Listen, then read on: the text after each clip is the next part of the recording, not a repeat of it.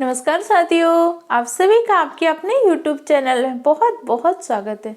जैसे कि आप सभी को पता है कि आपके सीटेट एग्जाम को बहुत कम टाइम बचा है। इसी टाइम का यूटिलाइज करना है, अच्छे से पढ़ाई करनी है और मेहनत करनी है। सीडीपी एक बहुत बड़ा ब्रॉड सेक्शन होता है और सीडीपी आपकी पेडागोजी सेक्शन में बहुत हेल्प करती है। तो हम आप सबके सीडीपी की क्लास को स्टार्ट कर रहे हैं। ये जो सीडीपी आपके केवीएस एग्जाम में भी हेल्प करेगी। इसके साथ ही आप सबका जिसका केवीएस के एग्जाम में फॉर्म नहीं भर पा रहे हैं, जैसे आपका सीटेट एग्जाम क्वालिफाइड नहीं है, कैसे भर सकते हैं, क्या चीज़ें हो सकती है, उसको भी डिस्कस करेंगे। चलिए अपनी क्लास को स्टार्ट करते हैं एक मोटिवेशनल कोट के साथ।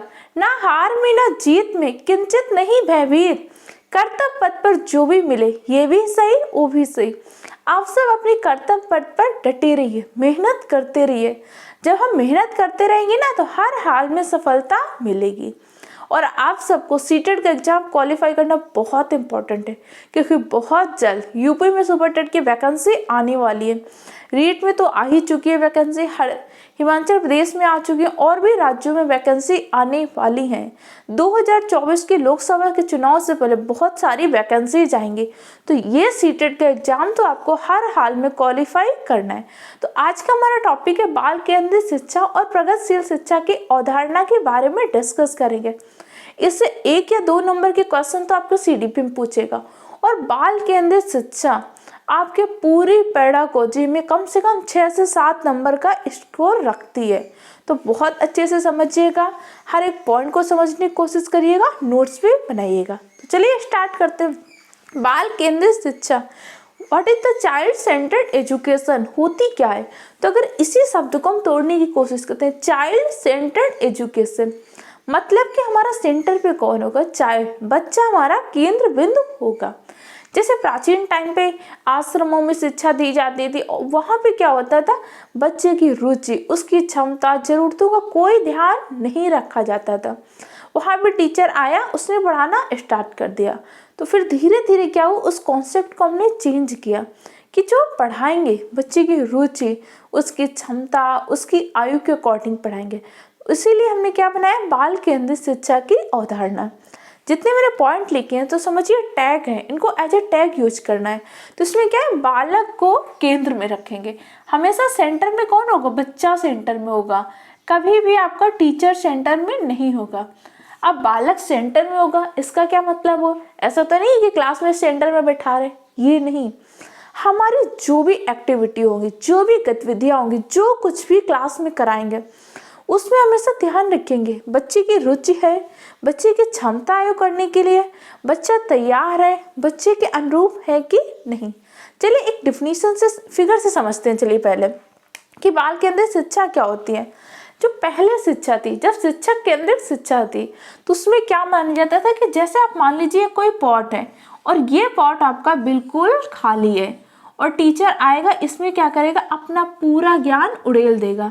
ये कौन आया? टीचर आया, इसने अपना पूरा ज्ञान क्या कर दिया, दे दिया। ये आपके स्टूडेंट्स हैं, ये बच्चे हैं और ये आपका टीचर है। आपको आगे कि भाई टीचर को ऐसा नहीं कि आया, उसने पूरा ज्ञान बच्चों पे उड़ेल दिया। बच्चा कोई वो नहीं है, ब्लैंक नहीं है। बच्चा अपने ज्ञान का निर्माण कर सकता है, आप उसको वातावरण तो दीजिए। तो ये फिगर आपका किसमें बनेगा? शिक्षक केंद्रित शिक्षा में, टीचर सेंटर एजुकेशन में। अब वर्तमान में हम क्या मान रहे हैं? वर्तमान में हम कह रहे हैं कि बच्चा का एक प्लांट के जैसा है। आपको क्या करना है, उचित टाइम पे उसको क्या करना है, पानी देना है, खाद देनी है। धीरे धीरे वो खुद ही विकसित हो जाएगा। तो ये आपकी क्या है, ये आपकी चाइल्ड सेंटर एजुकेशन है कि आपको बच्चे के ऊपर ज्ञान नहीं उड़ेलना, बच्चे को टाइम टाइम पे चीजें देनी है। जैसे आपको पानी देते हैं ना पेड़ों को, वैसे बच्चे को टाइम टाइम पे नॉलेज देना है, उसको मोटिवेट करना है, उसका इंटरेस्ट का ध्यान रखना है। तो बच्चा खुद अपने ज्ञान का निर्माण कर सकता है।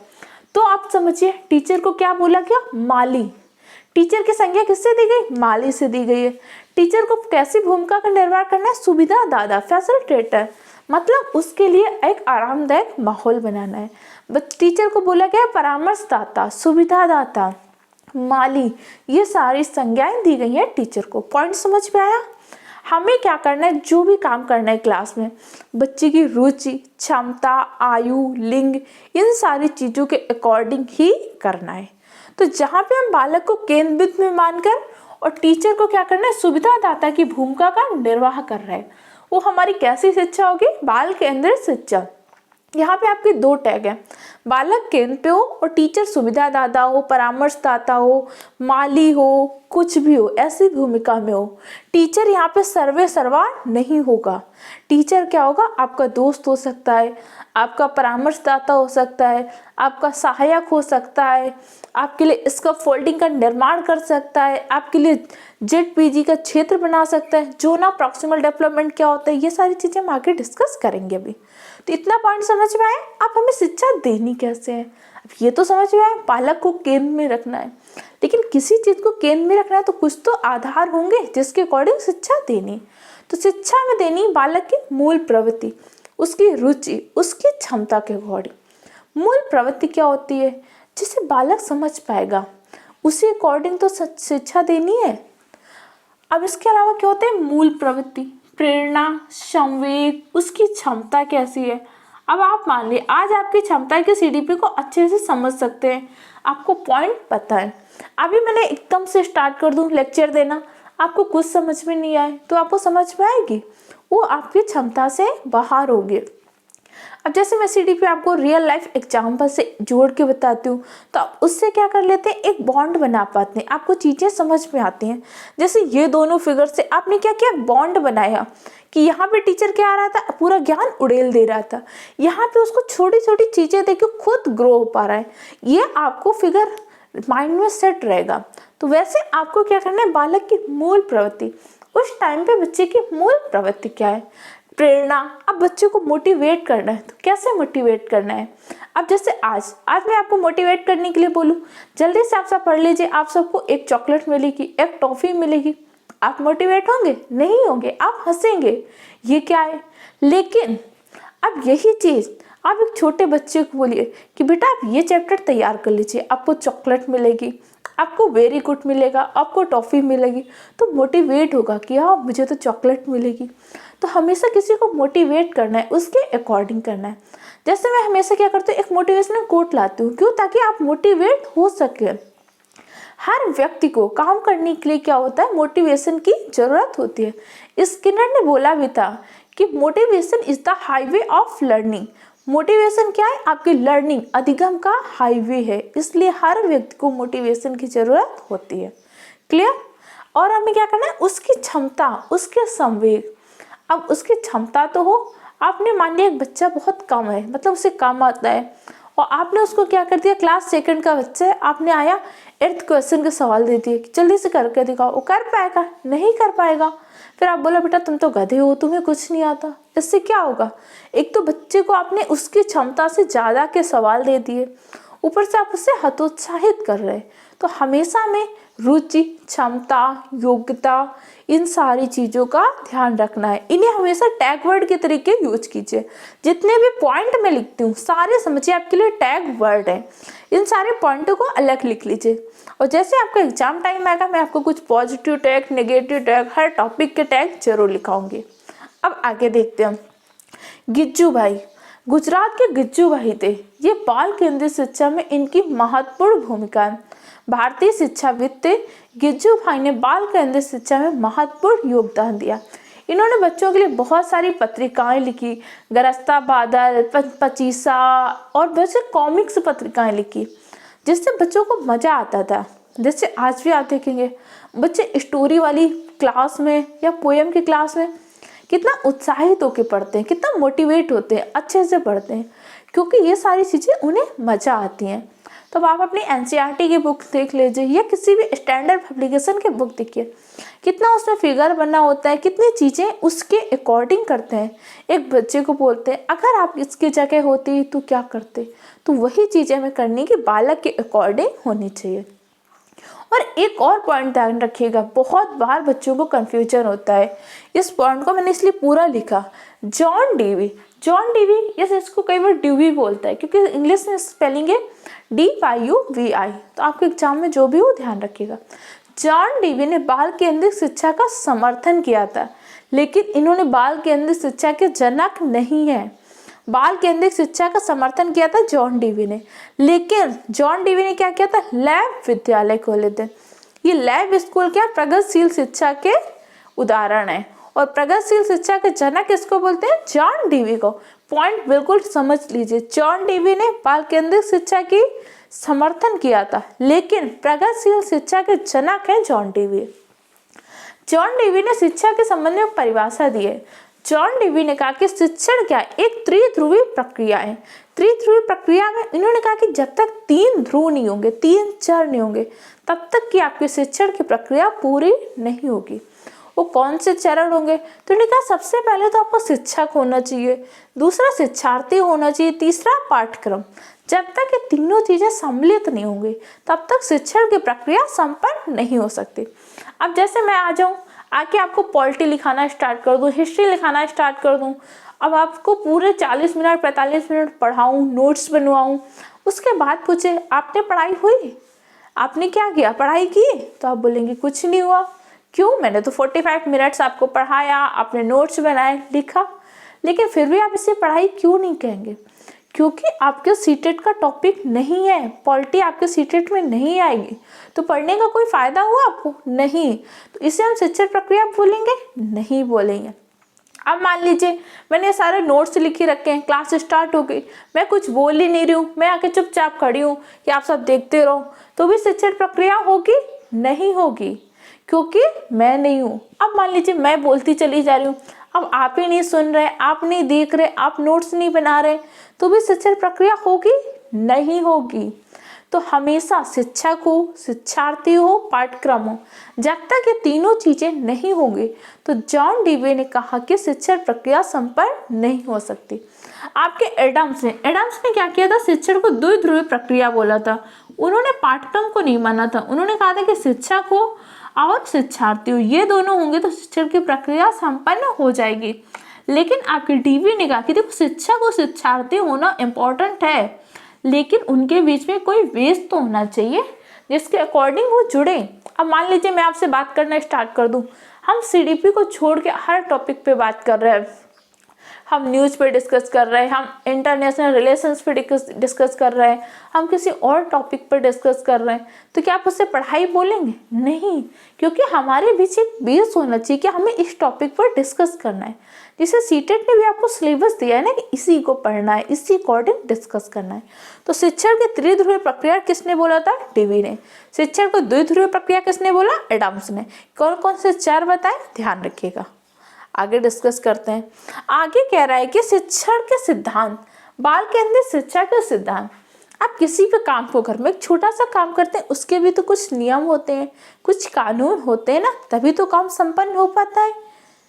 तो अब बाल केंद्रित शिक्षा, अब आप टीचर बन चुके हैं, अब आपको बाल केंद्रित ढंग से पढ़ाना है, कुछ तो नियम होंगे ना आपके, कुछ तो सिद्धांत होंगे जिसके अकॉर्डिंग आपको पढ़ाना है। अभी आपको बाल केंद्रित शिक्षा समझ में आ चुकी पूरी तरीके से। शिक्षण की त्रिध्रुवीय प्रक्रिया, द्विध्रुवीय प्रक्रिया समझ में आ गई। प्रगतिशील शिक्षा के जनक कौन है, डीवी। बाल केंद्रित शिक्षा किससे जुड़ी हुई है, गिज्जू भाई से। गिज्जू भाई गुजरात के निवासी थे, भारतीय शिक्षाविद थे। इतने पॉइंट आपको समझ में आए कि नहीं आए, नहीं आए तो जल्दी से कमेंट करिए। उसके बाद हम आगे डिस्कस करते हैं।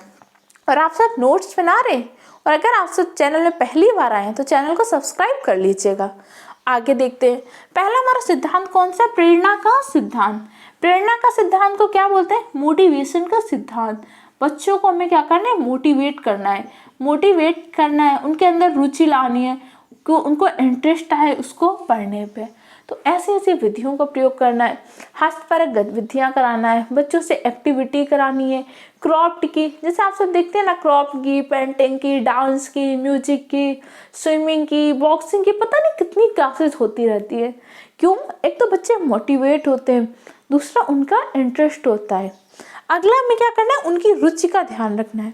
बच्चे को उस सब्जेक्ट में अगर रुचि नहीं है तो कैसे रुचि जगानी है।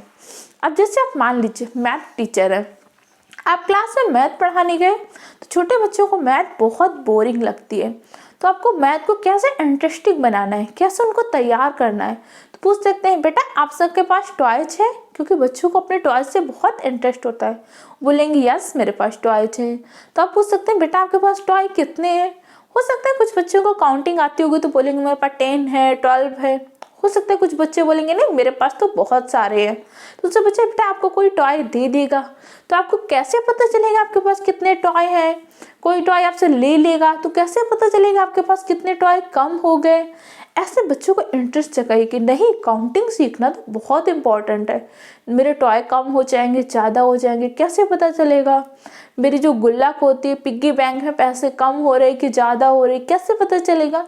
तो बच्चों को हर फील्ड में क्या करना है, इंटरेस्ट जगाना है। और कह सकते हैं जैसे बच्चे को सिखाना है, बच्चे से पूछ सकते हैं बेटा आपने कितने शूज पहने हुए हैं, कितनी टाई। ऐसे छोटी छोटी चीज़ों से उसमें क्या करना है, इंटरेस्ट जगाना है। ध्यान रखिएगा। आगे है लोकतांत्रिक सिद्धांत। लोकतांत्रिक क्या होता है, अगर आप संविधान की भाषा में पढ़ें तो क्या होता है, लोगों का लोगों के लिए लोगों द्वारा शासन। लेकिन यहाँ पे हम क्या कर रहे हैं एज अ टीचर, तो हमारे लिए लोकतांत्रिक सिद्धांत का तात्पर्य क्या हुआ। अब हमें क्या करना है, टीचर को सर्वे सर्वा नहीं बनना, टीचर को अपना शिक्षक केंद्रित नहीं बनना, उसको अपना शासन नहीं चलाना। ऐसा ना हो कि टीचर आते ही क्लास में गुस्सा करने लगे तो बच्चे क्वेश्चन नहीं पूछ रहा, शिक्षक ने बच्चों को इतना डरा कर रखा है तो बच्चे क्वेश्चन नहीं पूछ पा रहे। ऐसा माहौल रखिए बच्चे आपसे क्वेश्चन पूछ सके, आपसे बात कर सके, आपसे अपनी परेशानियों को शेयर कर सकते हैं। ये सारी चीज़ें ना पॉइंट आपको पेडागोजी सेक्शन को सॉल्व करने में बहुत हेल्प करेगी, क्योंकि पेडागोजी सेक्शन जो होता है ना 2 से 4 क्लासों में नहीं कंप्लीट होता। ये आपका समझ पे, अंडरस्टैंडिंग पे डिपेंड करना है, आप कैसे समझ सकते हैं। अब जैसे क्वेश्चन सुनिए कि जैसे एक क्लास है उसमें 20 से 25 बच्चे आपस में काफ़ी शोरगुल कर रहे हैं, तो क्या होगा, आपके अकॉर्डिंग टीचर का अनुशासन नहीं अच्छा, बच्चे बहुत बेकार है, उन्हें अनुशासन नहीं आता, ये बच्चे अंतःक्रिया द्वारा सीख रहे हैं, या इनमें से कोई नहीं। तो आप क्या आंसर लगाएंगे, जल्दी से कमेंट सेक्शन में बताइए। आगे देखते हैं। आगे कह रहा है कि जब बाल के अंदर शिक्षा हो गई, तो शिक्षा तो हो गई लेकिन कोई काम हुआ कैसे, कोई ना कोई तो मापन होगा ना, कोई तरीका होगा ना कि पता करें कैसे हुआ। अब जैसे आप होमवर्क करते हैं तो पता होता है ना कि 2 पेज किया, 4 पेज किया। अब आपने पढ़ाया तो कैसे पता करना, तो इसके लिए हमें क्या करना होगा, मापन करना होगा। मापन कैसे करना होगा, CCE द्वारा। कौन सा मापन करते हैं, सतत व व्यापक मूल्यांकन का प्रयोग करते हैं। तो अच्छा उस क्वेश्चन का आंसर क्या होगा, उस क्वेश्चन का आंसर होगा आपका C नंबर ऑप्शन। जब बच्चे आपस में बातचीत कर रहे हैं तो इसका मतलब है बच्चे आपस में क्या कर रहे हैं, अंतःक्रिया कर रहे हैं, अंतःक्रिया द्वारा कुछ सीखने का प्रयास कर रहे हैं। एक टैग वर्ड याद रखिए, कुछ भी हो जाए कभी बच्चा गलत नहीं होता। अगर बच्चा फेल हो रहा है तो बच्चा नहीं फेल हो रहा है, फेल हो रहा है आपका सिस्टम, फेल हो रहा है टीचर, फेल हो रहा है सिलेबस जो बच्चे को सिखा नहीं पाता। इस टैग वर्ड को हमेशा ध्यान रखना है, कभी भी बच्चा गलत नहीं होता और बच्चा फेल नहीं होगा। अब सतत व व्यापक मूल्यांकन क्या होता है, सतत का मतलब हुआ निरंतर रूप से, लगातार। अब लगातार मूल्यांकन क्यों करना है, अब जैसे पहले क्या होता था, ईयरली एग्जाम होते थे, तो मान लो ईयर बच्चे ने खूब अच्छी तैयारी की, लेकिन क्या हुआ जिस दिन उसका फाइनल एग्जाम था उसको हो गया बहुत तेज फीवर, तबीयत खराब हो गई, या मान लीजिए किसी कारण से एग्जाम नहीं दे पाया, तो उसकी तो पूरी मेहनत खराब हो गई ना। तो हमने कहा कि भाई निरंतर रूप से मूल्यांकन करो। जो आपके FA होते हैं, ऐसे होते हैं, पीरियोडिक टेस्ट होते हैं, वही तो है ना कि मान लो कि भाई एक पेपर में अच्छा नहीं कर पाए लेकिन अगले पेपर में आपने अच्छा किया, इम्प्रूव किया, तो पता चल रहा है ना कि आप पढ़ाई कर रहे हैं। अब व्यापक मूल्यांकन क्या होता है, व्यापक मूल्यांकन होता है शैक्षिक व शैक्षिक दोनों बच्चों का मूल्यांकन करना है। शैक्षिक पक्ष क्या होता है, जो आप क्लासरूम में पढ़ाई कर रहे हैं। शैक्षिक पक्ष पढ़ाई के साथ साथ बहुत सारे बच्चे होंगे ना, हो सकते हो स्पोर्ट्स में बहुत अच्छे हों, डांस में अच्छे हों, पेंटिंग में अच्छे हों, माउंटेन क्लाइंबिंग में अच्छे हों, या किसी और फील्ड में अच्छे हों। आप सचिन तेंदुलकर हो सकता है ना कि पढ़ने में अच्छे ना हो, लेकिन कहीं ना कहीं तो क्रिकेट में बहुत अच्छे थे, तब तो आज उन्हें हम क्रिकेट का भगवान कहते हैं ना। और जो एक्ट्रेस होती हैं हो सकता है एक्टिंग में बहुत अच्छी नहीं, पढ़ने में हो सकता है ना अच्छी हो। तो हर बच्चे के अंदर कोई ना कोई प्रतिभा होती है, इसलिए हमें उसका क्या करना है, शैक्षिक और शैक्षिक दोनों बच्चों का मूल्यांकन करना है। CC आपको एक अलग टॉपिक है, वहाँ पे हम पूरा डिटेल से डिस्कस करेंगे। अब आगे एक हमें परीक्षण करना होता है, कई बार एग्जाम में पूछता है। कौन सा परीक्षण होता है, उपचारात्मक व निदानात्मक। उपचारात्मक में क्या करना है, सबसे पहले हम समस्या का पता लगाएंगे कि बच्चों को समस्या क्या है, उसके बाद उसका निदान करेंगे। जैसे आप रेमेडियल टीचिंग देते हैं, ये सारी चीज़ें इसी के अंतर्गत आती हैं। पोर्टफोलियो का निर्माण करेंगे, आप टीएलएम का प्रयोग करेंगे, ये सारी चीज़ें भी आती हैं, ध्यान रखिएगा। बाल केंद्रित शिक्षा आप समझ चुके हैं। बाल केंद्रित शिक्षा को जल्दी से शॉर्ट में रिवाइज करिए। शिक्षक को हम क्या करेंगे, केंद्र पे नहीं मानेंगे, बालक को केंद्र में मानेंगे। बाल केंद्रित शिक्षा में गिज्जू भाई की महत्वपूर्ण भूमिका है। बाल केंद्रित शिक्षा का समर्थन किया था डीवी ने, लेकिन डीवी ने लैब विद्यालय खोले जो प्रगतिशील शिक्षा के समर्थक थे। इसके साथ ही डीवी ने क्या किया, शिक्षण को त्रिध्रुवीय प्रक्रिया बोला था।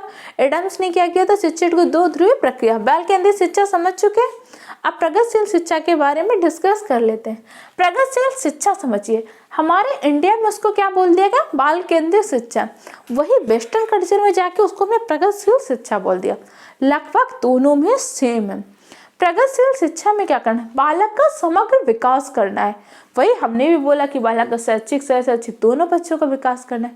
वहां पे इन्होंने क्या किया, समग्र वर्ग का प्रयोग कर लिया कि समग्र विकास करना है, और साथ में हमें क्या करना है, व्यक्तिगत विभिन्नता का ध्यान रखना है।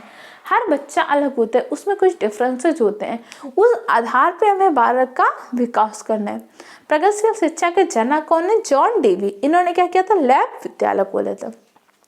इसके अंतर्गत हम विभिन्न प्रकार के मेथड, जैसे प्रोजेक्ट विधि हुई, समस्या समाधान विधि हुई, क्रियाकलाप विधि, इन सारी विधियों का प्रयोग करते हैं।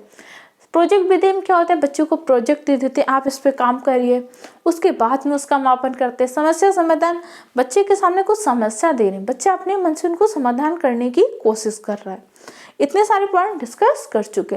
तो हमने प्रगतिशील शिक्षा, बाल केंद्रित शिक्षा के बारे में जाना। ये समझिए, बाल केंद्रित शिक्षा, प्रगतिशील शिक्षा लगभग सेम है, सिर्फ दोनों के जनक में अंतर हो सकता है, बाकी दोनों के नियम सिद्धांत सब सेम है। तो हम डिस्कस कर चुके। अगली क्लास में इसका हम नेक्स्ट टॉपिक डिस्कस करेंगे। तब तक के लिए नोट्स बनाइए, चैनल को सब्सक्राइब कर लीजिए।